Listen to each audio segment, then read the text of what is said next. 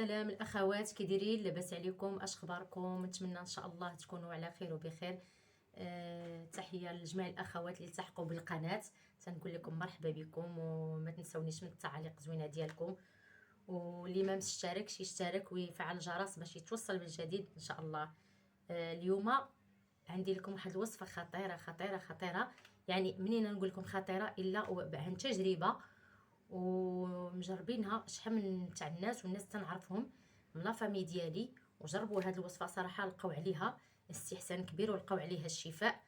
هذه الوصفه هذه خاصه بالناس اللي ربما تجيهم الاعراض ديال كورونا او لا تجيهم ضيق التنفس، اما عندهم البرد يعني كيتخنقوا ما كيقدروش يتنفسوا مزيان، واما جاتهم كورونا ويعني كتجيهم هذيك ضيق التنفس، كتجيهم هذيك الكحبه خاويه مزيره، ياخذوا الدواء ديال الطبيب. ولكن حتى هذه الوصفه هذه يعاونوا بها، لان هذه الوصفه فعاله والناس جربوها. صدقوني صدقوني صدقوني الا قلت لكم فعاله، راه فعاله 100%.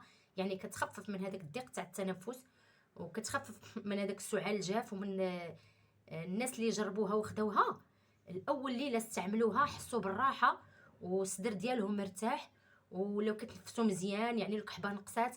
هاد الوصفه ممكن تتبعوها على الاقل واحد 3 ايام عفوا او 4 ايام. فيها هاد الوصفه هذه فيها عندي واحد الحامضه، عندي برتقاله.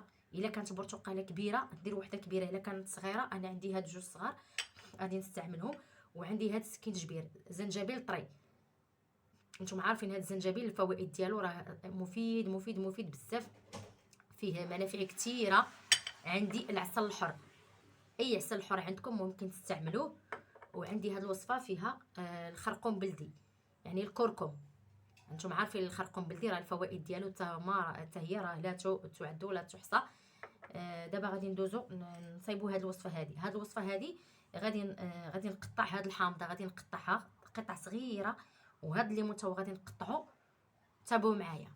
شوف انا قطعت هاد الحامض هذا قطعته. دابا غادي نقطع هاد البرتقال، يعني ما غيكون غير مغسول صافي، غنغسلوه مزيان ونشفوه. غنقطعوه بالقشره ديالو بكل شيء على هاد الشكل هذا،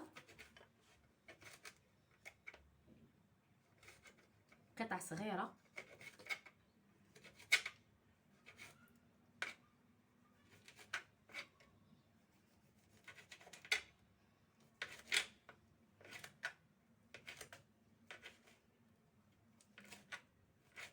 انا غنكمل التقطاع ديال هاد الليمون عفوا هاد البرتقال هذا ونطلق.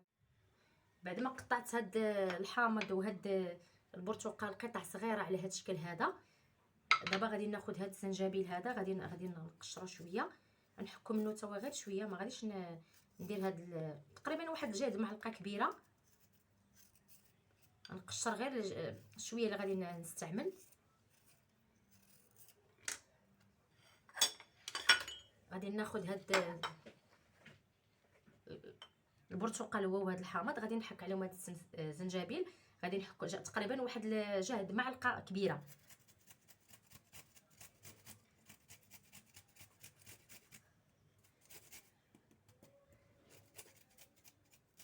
صدقوني صدقوني والله العظيم لهاد الوصفه هذه يعني حبيت انا نشاركها معكم، لان دابا عارفين ان الحالات ديال كورونا ان الناس تيمرضوا بزاف، وسيرتو دابا هاد البرد هذا الجو تيتبدل والناس مرض.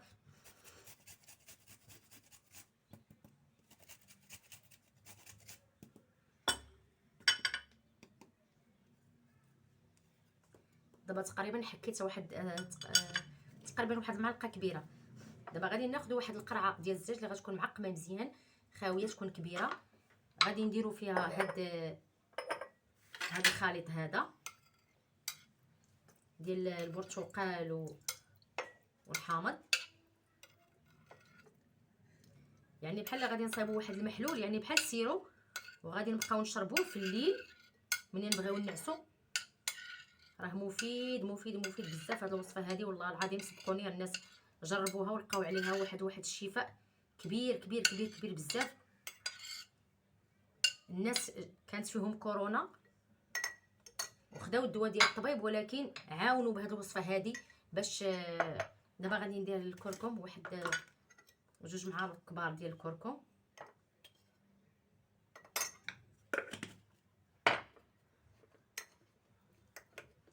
غادي نخلط مزيان. دابا غادي نزيد هاد العسل الحر الطبيعي. اي عسل عندكم ممكن تستعملوا. انا خديت هاد العسل عندي ديال البرتقال غادي نستعملو. غادي ندير ناخذ واحد 4 المعالق تقريبا ديال العسل.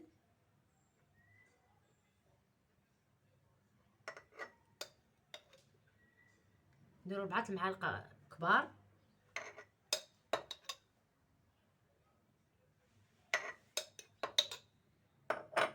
انا درت 4 المعالق كبار ديال العسل الحر، يعني عسل النحل، عسل طبيعي.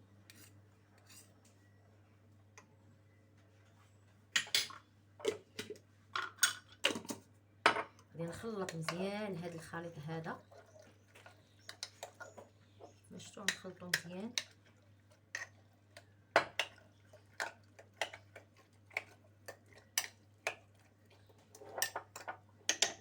شوفوا دابا داك البرتقال راه بدا تيطلق هذاك الماء. شفتوا كيفاش البرتقال والحامض يعني بدا كيطلق لينا هذاك الماء اللي فيه.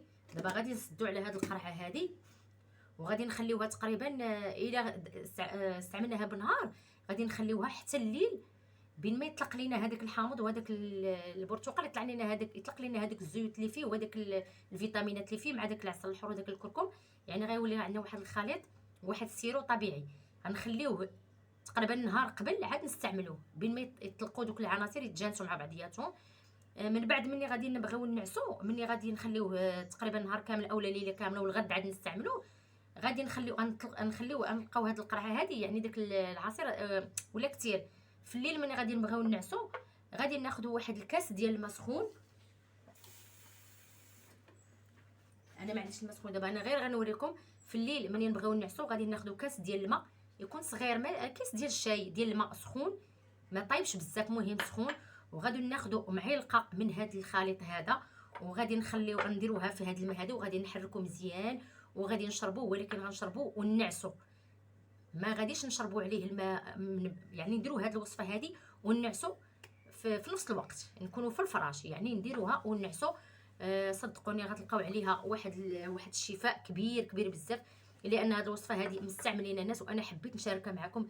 لان كيف ما كتعرفوا دابا كورونا راه يعني تقريبا كلشي الناس مرضوا بها وغدا وكتكثر. نتمنى ربي الشفاء للجميع والسلامه والعافيه لكم ولوليداتكم والاهل ديالكم. ونتمنى انكم تبارطاجيو هذا الفيديو هذا مع العائله ديالكم ومع الاصدقاء. بارطاجيو بارطاجيو بارطاجيو لان هذا الفيديو هذا راه احسن من لا كيكه ولا دجاج ولا اي حاجه. هذه الوصفه هذه اقسم بالله وصفه طبيعيه 100%. الناس كانت فيهم كورونا خداو الدواء ديال الطبيب ولكن بقات فيهم هذيك الكحبه وداك الصدر مزير. من يستعملوا هذه الوصفه هذه والله القسم الا لقاو عليها استحسان كبير ولقاو عليها الراحه تماما. من اول ليله استعملوها ولا النهار الثاني لقاو عليها الشفاء. علاش انا حبيت نشاركها معكم؟ لان عارفه دابا الحاله ديال الوباء كيف غادا يعني غادا كتكثر بزاف.